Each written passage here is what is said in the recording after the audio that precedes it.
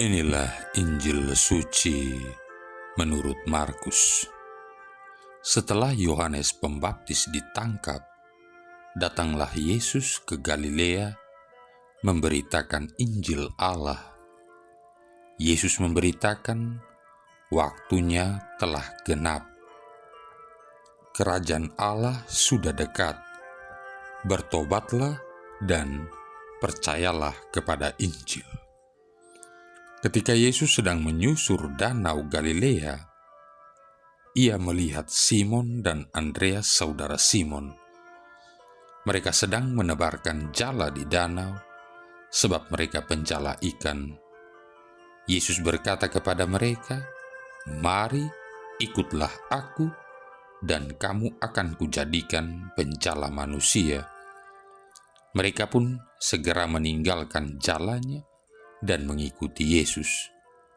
Setelah Yesus meneruskan perjalanannya sedikit lagi, dilihatnya Yakobus anak Zebedeus dan Yohanes saudaranya sedang membereskan jala di atas perahu bersama orang-orang upahannya. Yesus segera memanggil mereka, dan mereka meninggalkan ayahnya Zebedeus, lalu mengikuti Dia. Demikianlah sabda Tuhan. Saudara-saudari yang terkasih, siapa yang mau menjadi wanita panggilan dan pria panggilan? Pertanyaan ini aneh, yang pastinya reaksi pertamanya akan membuat mata orang menjadi melotot. Apa? Najis sekali. Konotasinya pasti negatif saat mendengar pertanyaan ini. Tapi kalau pertanyaannya diganti, kapan kamu siap dipanggil Tuhan? Wah, menyeramkan sekali pertanyaan ini.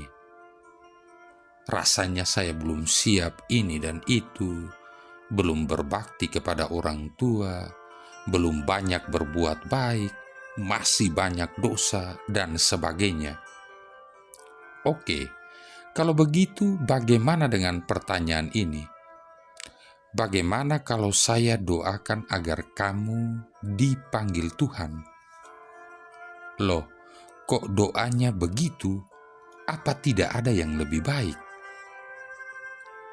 Bagaimana kalau saya ganti pertanyaannya? Mari ikut pelayanan. Umumnya akan dijawab dengan berbagai litani. Masih sibuklah, atau nanti sajalah kalau ada waktu. Nanti saja kalau sudah pensiun. Awas kalau benar-benar dipensiunkan Tuhan. Oke, sekarang saya berikan pilihan terakhir. Semoga kamu menjawab panggilan Tuhan mumpung masih muda. Pasti responnya, belum berpikir ke arah sana. Tidak bakalan saya jadi pastor, suster, atau bruder. Saudara-saudari yang terkasih, kalau ditanya siapa di antara kita yang mau masuk surga, pasti semua orang akan mengacungkan tangannya tinggi-tinggi. Tetapi ketika ditanya siapa yang mau menjadi Yesus bagi sesamanya, pasti hanya segelintir orang yang mau. Tetapi dalam perjalanan waktu baru ketahuan, banyak yang mau ikut Yesus itu asal omong saja, asal jiplak, karena tidak tahu cara dan bagaimana mengikuti Yesus yang sesungguhnya dan apa yang hendak diteladani dari Yesus. Bagi kita mungkin cukup ke gereja hari Minggu, cukup berdoa, punya kitab suci tanpa keharusan dibaca, punya patung Yesus atau salib, pakai kalung salib, rosario, punya gambar-gambar Yesus dan lain-lain yang merupakan simbol pengikut Yesus. Tapi jika membaca warta gembira dari Injil Markus tadi, kita diwajibkan menjadi pencala manusia, dan lebih dalam lagi, kita juga diharuskan menjadi pelayan sesama. Lihat saja bagaimana sikap Simon Petrus dan Andreas ketika diajak Yesus, langsung meninggalkan jalannya tanpa menghitung untung rugi, peluang dan tantangan. Begitu juga dengan Yakobus dan Yohanes. Mereka dengan rela meninggalkan ayahnya walaupun di saat sedang bekerja, tanpa banyak tanya lagi. Tetapi kita, ketika diajak untuk mengikuti teladan Yesus, banyak sekali alasan, mulai dari tidak punya waktu, sakit, sibuk, menemani orang tua, urus anak, dan lain sebagainya, yang seringnya menjadi alasan bohong untuk menghindari salib.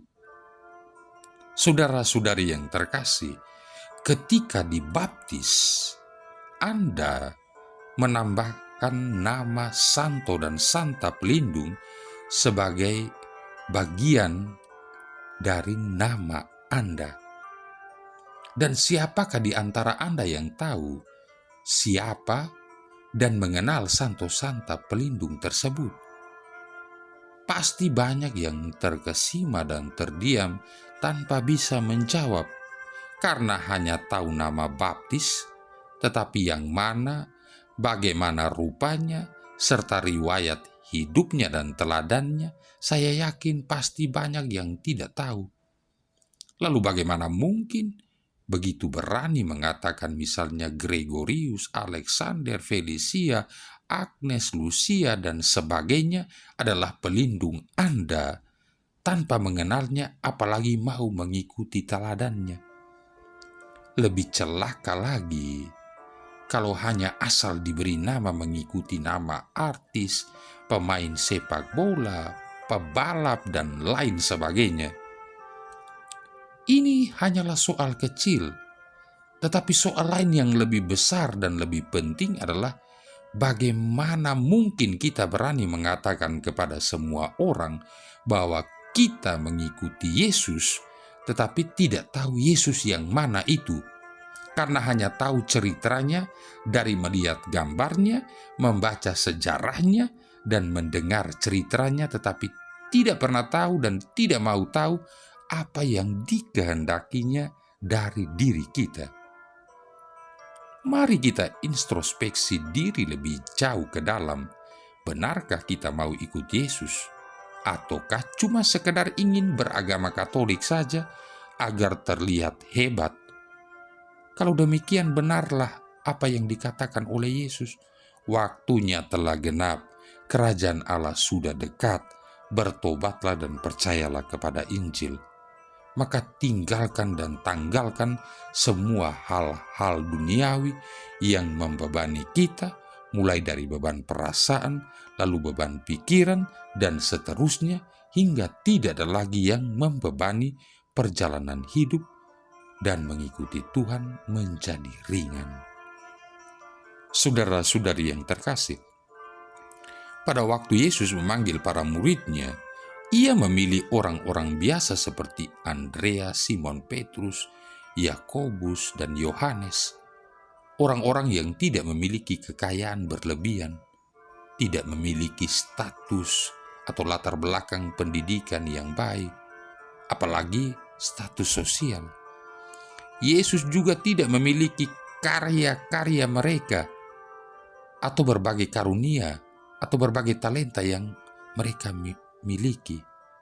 Yesus memilih hati mereka.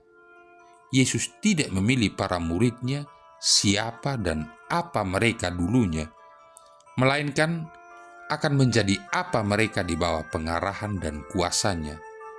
Hal yang sama berlaku juga untuk kita.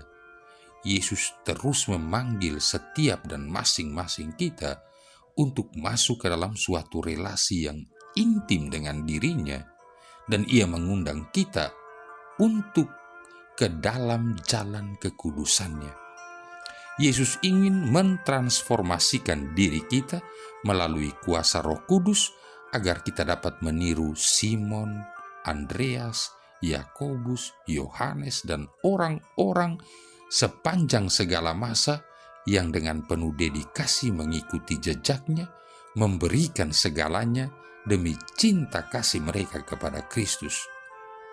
Banyak dari orang kudus ini hidup tersembunyi dan sehari-harinya membuat mujizat-mujizat lewat cinta kasih mereka yang penuh pengorbanan. Yesus mengundang kita untuk menjadi seperti mereka saat kita mengikutinya semakin dekat dan dekat lagi. Apakah ada biaya dalam upaya kita mengikuti jejak Tuhan Yesus? Kalau ada, berapa besar biayanya? Santo Gregorius Agung pernah berkata, kerajaan surga tidak mempunyai tanda harga. Nilai atau harganya adalah sebanyak apa yang Anda miliki. Bagi Sakeus, harganya adalah separuh dari harta miliknya, karena separuhnya lagi yang telah diperolehnya lewat praktek haram yang tidak adil akan diganti olehnya 4 kali lipat. Bagi Simon dan Andreas, harganya adalah jala-jala dan perahu yang mereka tinggalkan. Bagi si janda miskin, 2 keping uang tembaga. Bagi orang lain, mungkin segelas air putih. Lantas, bagaimana dengan kita masing-masing? Mungkin posisi top manajemen dalam sebuah perusahaan, mungkin ejekan, mungkin cercaan dan caci maki dari orang-orang yang mengenal Anda dan lain sebagainya. Tapi ini adalah cost of discipleship, biaya kemuritan yang senantiasa melekat pada siapa saja yang memutuskan untuk mengikuti jejak Yesus Kristus, Tuhan dan Juru Selamat. Marilah berdoa. Allah Bapa kami, melalui Yesus Kristus Putra-Mu, Engkau telah memanggil kami untuk bertobat dan percaya kepada Injil. Kami mohon berilah kami keberanian untuk menanggapi panggilan-Mu dan menempuh jalan yang ditunjukkan oleh Yesus Kristus Putra-Mu, Tuhan dan pengantara kami, yang bersama Engkau dan Roh Kudus hidup dan berkuasa, satu Allah sepanjang segala masa. Tuhan memberkati kita sekalian, Bapa, Putra, dan Roh Kudus.